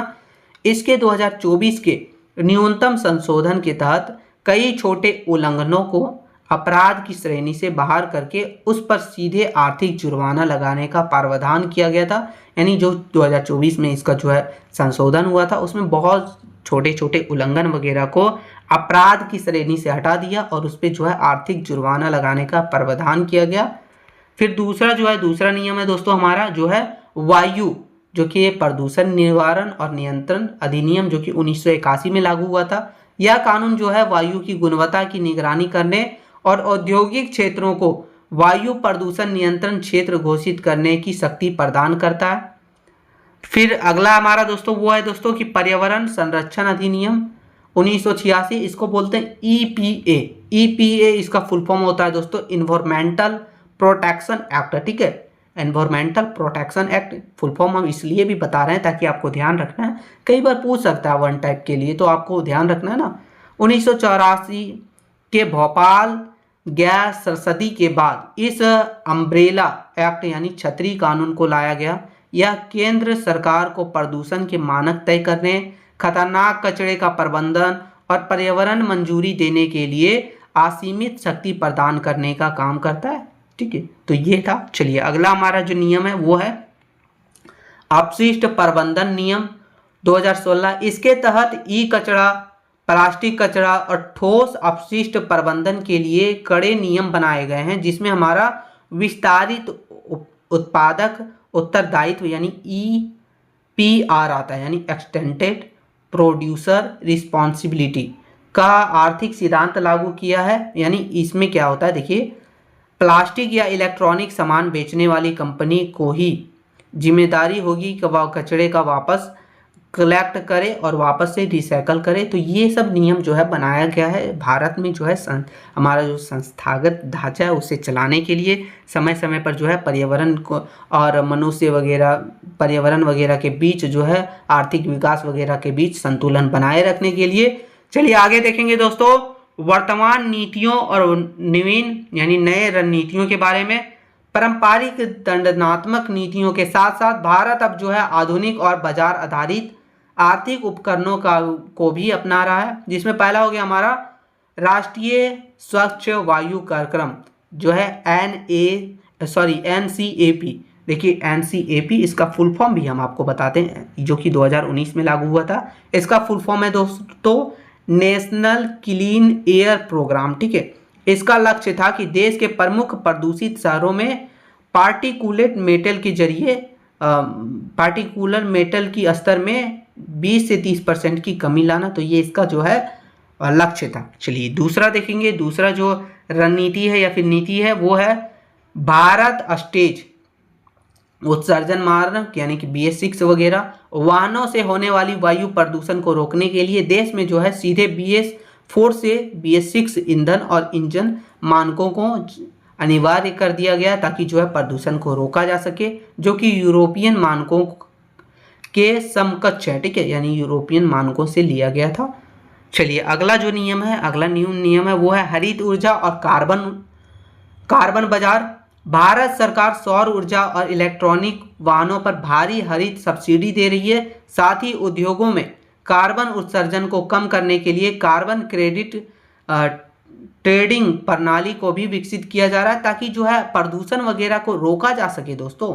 चलिए नेक्स्ट हमारा जो है वो है दोस्तों कि भारतीय प्रणाली की अर्थशास्त्रीय कमी, यानी जो प्रणाली है या फिर संस्थागत ढांचा वगैरह या फिर जो भी है उन सभी की जो है कमी क्या है जिसके कारण ये होता है। तो देखिए पहला कमी हो गया भ्रष्टाचार और प्रवर्तन की कमी। कागजों पर कानून तो कड़े बने हुए हैं, लेकिन जो हमारा राज्य का जो सेंट्रल यानी राज्य का जो पॉल्यूशन कंट्रोल बोर्ड है उसके पास वित्तीय संसाधनों और आधुनिक तकनीक की कमी है, जिससे वो कड़ाई से कानून लागू नहीं कर पाता है। फिर दूसरा हो गया आर्थिक विकास बनाम पर्यावरण का दृढ़। अक्सर उद्योगों पर कड़े जुर्माना लगाने से निवेश और रोजगार पर बुरा असर पड़ता है, जिससे राज्य सरकार कड़े कदम उठाने से भी कतराती है कि अगर हम कड़ा कदम उठाते हैं तो देखिए आर्थिक विकास रुक सकता है और दिक्कत हो सकता है, ये सब सोचती है। तो ये सभी। चलिए अगला हो गया कि बाजार आधारित उपकरणों में कमी। भारत अभी भी मुख्य रूप से जुर्माना और जेल की नीति पर निर्भर है, जबकि विकसित देश जो है वो कार्बन टैक्स या फिर व्यापक कैप एंड ट्रेड वगैरह जैसी कुशल आर्थिक नीति वगैरह अपना रही है, जो यहाँ पूरी तरीका से लागू नहीं हो पाता भारत में। तो ये सब कारण है दोस्तों, जिसके कारण जो है।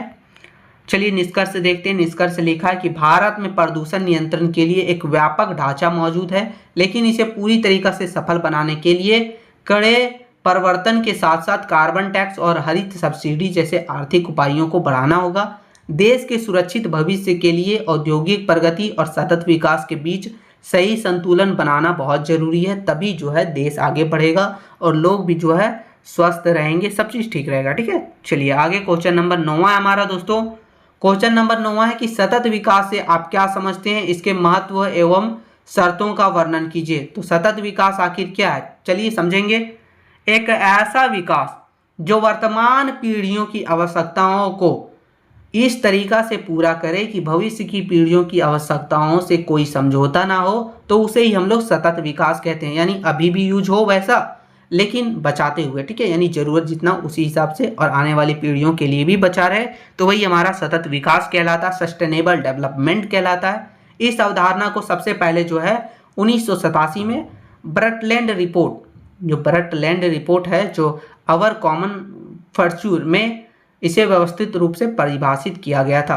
अर्थशास्त्र के दृष्टिकोण से देखा जाए तो यह पारंपरिक जीडीपी जो हमारा होता है उसमें वृद्धि के मॉडल को नकारता है, जो प्राकृतिक संसाधनों की अंधाधुंध बर्बादी पर टिका होता है। यह आर्थिक समृद्धि, सामाजिक समानता और पर्यावरणीय संरक्षण के बीच एक स्वस्थ संतुलन बनाने के लिए एक लंबी यानी दीर्घकालीन रणनीति के रूप में जो है हमारा सतत विकास काम करता है। चलिए सतत विकास का महत्व देखेंगे तो देखिए लिखा है कि संसाधनों का दीर्घकालीन संरक्षण, कोयला, पेट्रोलियम और भूजल जैसे, यानी ये सब जो है वो लिमिट संसाधन तेजी से जो खत्म हो रहे हैं, सतत विकास जो है यह सुनिश्चित करता है कि ये संसाधन अचानक समाप्त ना हो, इसलिए मतलब अचानक समाप्त ना हो, भविष्य की पीढ़ियों के लिए भी उपलब्ध रहे, ये सब सुनिश्चित करने का काम जो है सतत विकास करता है। तो ये इसका महत्व है। चलिए अगला महत्व देखेंगे कि पर्यावरण संकट और प्रदूषण पर रोक। यह मॉडल उद्योगों द्वारा फैलाई जाने वाली नकारात्मक बाधाओं और प्रदूषण को नियंत्रित करता है, जिससे ग्लोबल वार्मिंग, ओजोन क्षरण और जलवायु परिवर्तन जैसी वैश्विक समस्याओं से बचा जा सके। तो ये सभी इसका महत्व है। फिर अगला महत्व हो गया दोस्तों कि मानव जीवन और स्वास्थ्य में सुधार।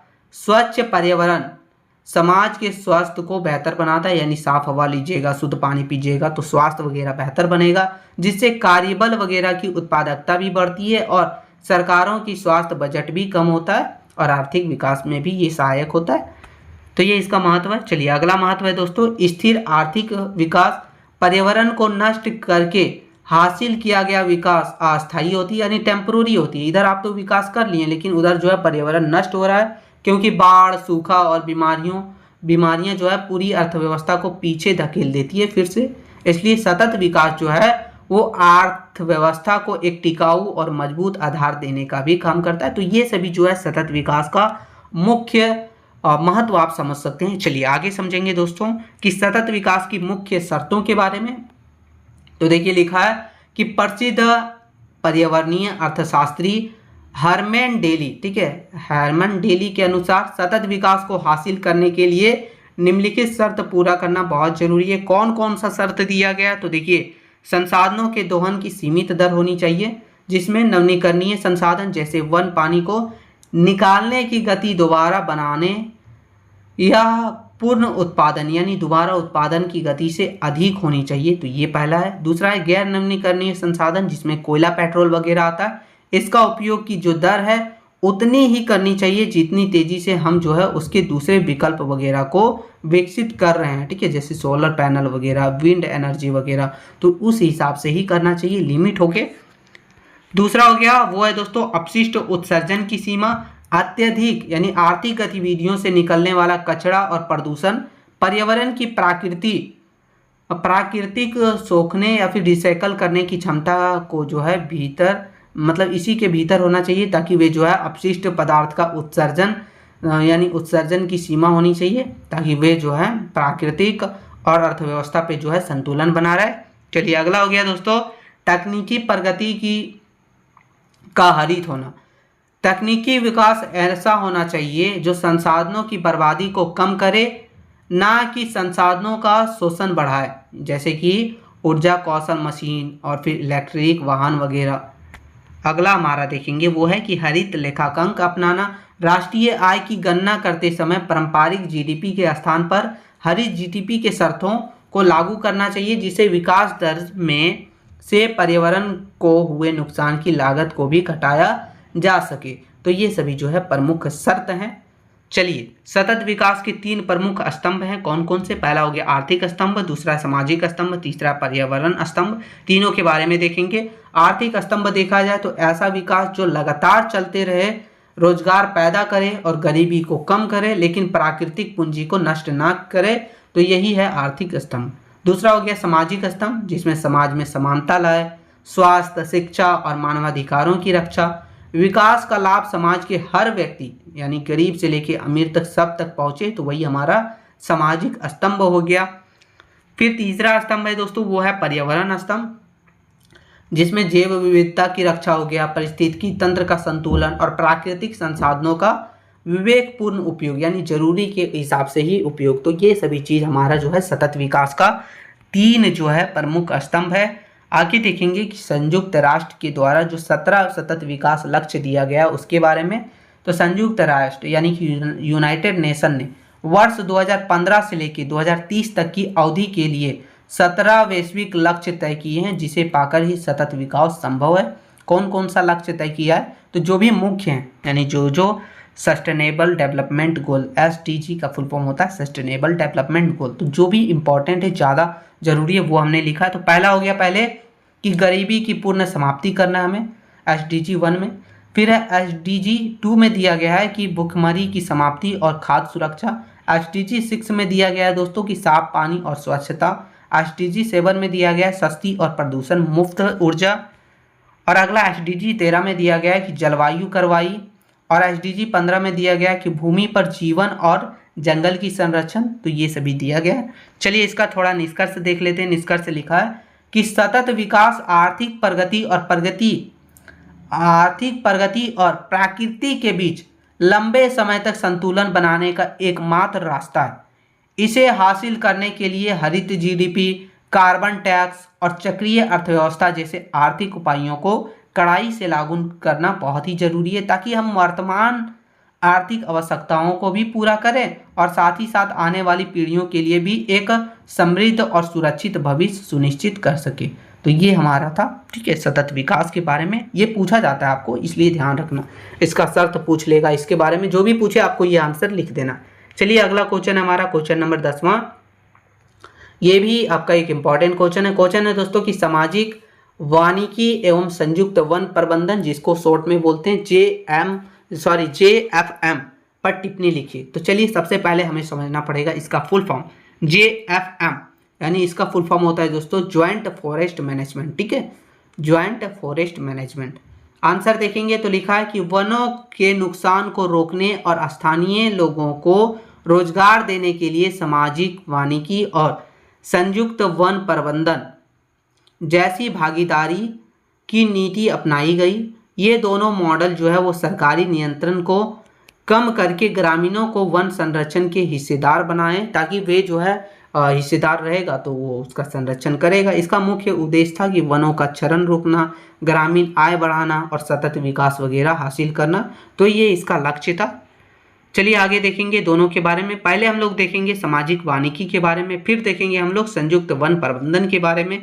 तो सामाजिक वानिकी, इसका अर्थ और ऐतिहासिक पृष्ठभूमि देखेंगे।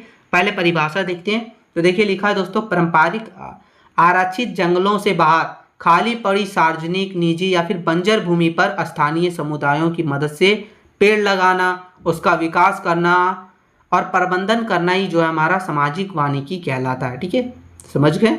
इसकी उत्पत्ति जो है, इस शब्द का जो है सर्वप्रथम प्रयोग 1976 में भारत की राष्ट्रीय कृषि आयोग यानी कि नेशनल कमीशन ऑफ एग्रीकल्चर द्वारा किया गया था।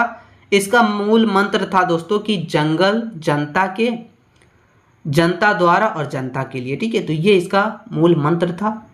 इसका देखिए सामाजिक वानिकी के 3 मुख्य घटक हैं। कौन कौन से घटक? पहला हो गया कृषि वानिकी। इसके तहत किसान अपने खेतों के मेड़ों यानी कि जो बॉर्डर वगैरह होता है, आरी जिसको बोलते हैं, ठीक है, खेत का अरियन होता है ना वह, या फिर बंजर पड़ी निजी कृषि भूमि पर व्यावसायिक रूप से पेड़ लगाए, जैसे कि यूकेलिप्टस का पेड़, चिनार या फिर पॉपुलर, ये सब उगाते हैं। यह किसानों के लिए अतिरिक्त आय का साधन भी बनता है। दूसरा हो गया सामुदायिक वानिकी दोस्तों। इसके तहत पूरे गांव की झांसी भूमि यानी जैसे पंचायत भवन के पास चाराहा वगैरह हो गया, तालाब के किनारे वगैरह, इन सभी जगहों पर समुदाय द्वारा मिलकर पेड़ लगाए जाते हैं। इसका उद्देश्य होता है कि किसी एक व्यक्ति का लाभ ना होकर पूरे गांव का कल्याण हो। ठीक है, इस हिसाब से जो है पेड़ लगाया जाता है। फिर तीसरा है दोस्तों सार्वजनिक या फिर विस्तार वानिकी। सरकार द्वारा सार्वजनिक क्षेत्र जैसे कि सड़कों के किनारे, रेलवे लाइनों और नहरों के किनारे पर खाली पड़ी जमीनों पर वृक्षारोपण करना, तो ये सभी जो है हमारा ये सामाजिक वानिकी के 3 प्रमुख घटक थे दोस्तों। चलिए आगे देखेंगे इसका अर्थशास्त्रीय या फिर पर्यावरणीय महत्व क्या है। तो इसका पहला महत्व हो गया कि पारंपरिक वनों पर दबाव कम करना। जब ग्रामीणों को ईंधन की लकड़ी, पशुओं के लिए चारा और छोटे निर्माण के लिए लकड़ी गांव के पास ही मिल जाती है, तो वे जो है मुख्य जंगल को नुकसान नहीं पहुंचाते हैं। फिर दूसरा इसका जो है महत्व वो ये है दोस्तों कि ग्रामीण रोजगार और आय या कृषि के साथ साथ ग्रामीणों को पूरक रोजगार प्रदान करने का काम करता है। फिर पारिस्थितिकी संतुलन या कार्बन सिंक का निर्माण करता है और मिट्टी के कटाव को भी रोकने का काम करता है। तो ये सभी जो है सामाजिक वानिकी का जो है महत्व है। चलिए आगे हमारा जो दूसरा है दोस्तों वो ये है कि संयुक्त वन प्रबंधन, इसके बारे में अब हम लोग देखेंगे, यानी ज्वाइंट फॉरेस्ट मैनेजमेंट, JFM इसको शॉर्ट में बोलते हैं। अवधारणा और संस्थागत ढांचा के बारे में पहले देखेंगे, जिसमें आ जाता है परिभाषा।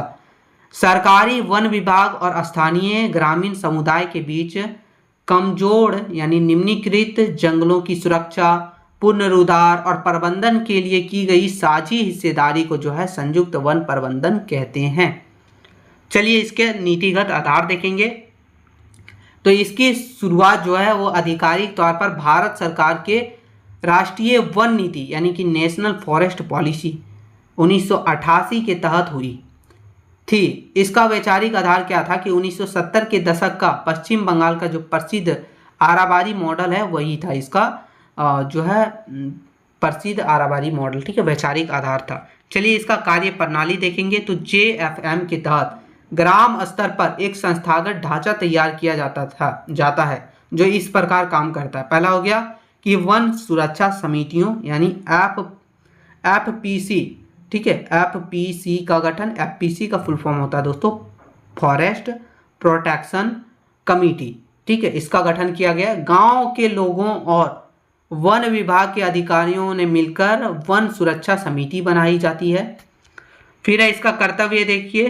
तो ग्रामीणों की जिम्मेदारी जंगलों को अवैध कटाई, जंगलों की आग और अवैध शिकारी से बचाना इसका कर्तव्य होता है।